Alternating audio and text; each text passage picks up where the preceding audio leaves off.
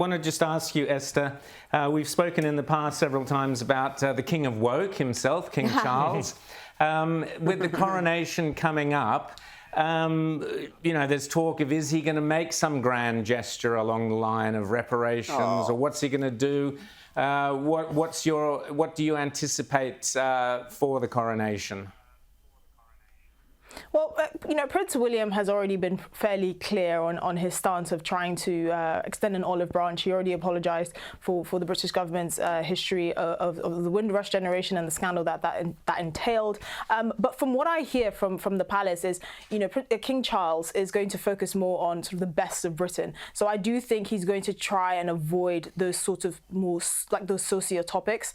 That's what I'm hearing. I do hope that he doesn't really go down that route of trying to touch into sort of divisive politics, because I just don't think that'll be helpful. And I also think, with the furore around whether the Sussexes are actually going to attend the coronation, I think if King Charles is going to try and keep it as scandal-free as possible, given the fact that pair might make an appearance.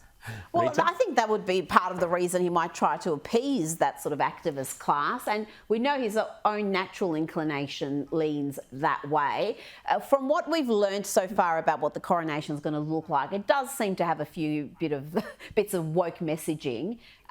Do you think he'll be able to resist? Because, yes, he shouldn't indulge in that, but that's his thing. He loves the political posturing. That's how he's operated for 50+ years. Yes, well, I would like to be a bit more optimistic and sort of attribute a bit more. I would like to be, because obviously the king knows that it's going to be a public holiday here in the UK, the day of his coronation, and he understands that striking the right note with the British public is very important. And so, like I said, I do believe the palace are going to try and keep it as scandal-free as possible. All the memories we hear from the palace is we're just going to try and highlight the best of Britain. I don't think anywhere in that will feature the contentious topic of slavery reparations, because if he really wanted to get very far in that discussion, he would just relinquish all his titles. Well, I don't think reparations, but I think there will be a lot of woke messaging. And we saw how they treated poor Lady Susan Hussey, the Prince William's godmother, who, for the awful crime of asking a woman dressed in African garb with an African name, what part of Africa are you from, was declared a racist and had to step down from her position and was just subject to just real vitriol. And the palace threw her under the bus, Esther.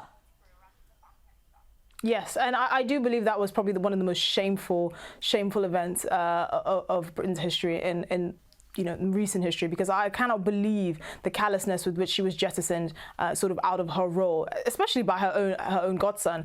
And I'm hoping at some point the palace will issue a formal apology, because I think everyone can agree that was completely tasteless and completely awful. That being said, I will not be surprised if I see a few rainbow flags at this coronation. I think that is where most people's tolerance threshold is.